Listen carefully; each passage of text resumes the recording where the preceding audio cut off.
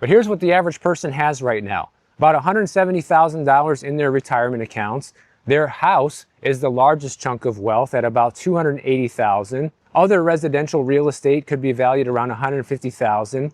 Unrealized capital gains are about $139,000, and vehicles worth $21,000. But the reason why the net worth is so much lower than all those numbers is because you can't forget about debt, okay? Because net worth is all of your assets minus what you owe. And a lot of these people have at least $100,000 in mortgage debt or home equity loans.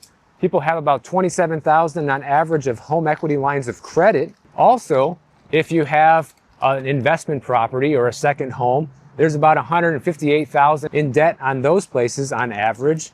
A lot of them even have $20,000 in education loans, vehicle loans at $13,000, and credit card balances at $2,500. So you can see this massive cost of living and this inflated lifestyle that a lot of people have these days is really eating up the retirement net worth in 2026. And that's leading to a lot of retirees these days saying that they need $824,000 in order to be able to retire. And I appreciate one of my viewers sending over this information, and I want to go into a lot of the details of this. In 2026, people say they need $824,000 to retire comfortably, but just 1 year ago, it was $580,000. So that's how much you can just gauge the cost of living has been going up. People need an extra 300 grand just to be able to retire now. And around 40% of retirees believe you need well over $1 million to be able to retire.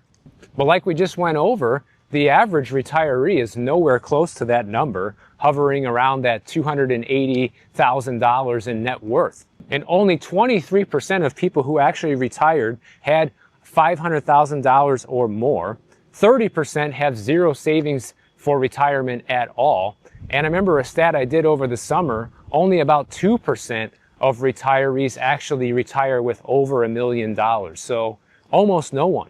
And that's leading a lot of people to say that the U.S. is in a full-blown retirement crisis. And this is coming directly from the mouth of retirees. 64% of retirees say America is in a retirement crisis. Only 41% even believe that retirement is possible anymore for the average American in 25 years. I think that number is going to be much lower. And that's something I've been talking about here in the channel every time we bring up retirement.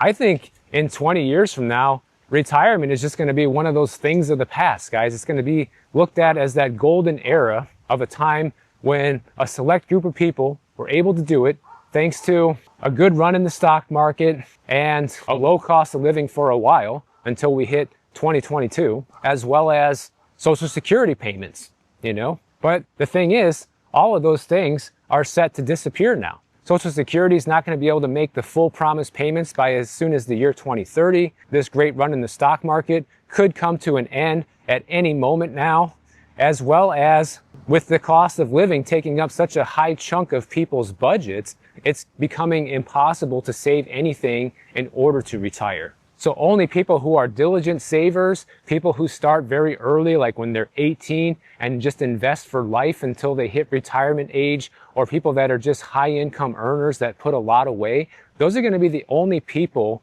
who are going to be able to retire in the future. You know, the days of living off the Social Security check only, that's not going to happen anymore. People are already struggling to do that now. Imagine in 20 years from now. And the most worrying part is that people who are already retired now, you know, more than half of them are worried they're going to outlive their savings. And over half of those people say they have no plan at all if their money runs out. I mean, what do you do in all reality if you have no money at some point? You know, let's say you run out of money when you're 82 years old. You've been retired since you were 67, you know, so you've been living the past 15 years off of your retirement funds, and you run out. Now you're just getting the Social Security check, but it's not enough to get by. What do you do? That's why so many people turn to a reverse mortgage. That could be like the last ditch effort if you actually own a house. But if you don't own a home, then you're in even more trouble. In fact, this problem is so severe that 43% say that they would rather die than run out of money. 14% are skipping medical care in order to preserve their savings. 12% are skipping meals, and 55% are prioritizing preserving their money over enjoying retirement. And this is something else I've kind of touched on in the past. Like, after all, what is the point of being retired if you're not able to really enjoy it?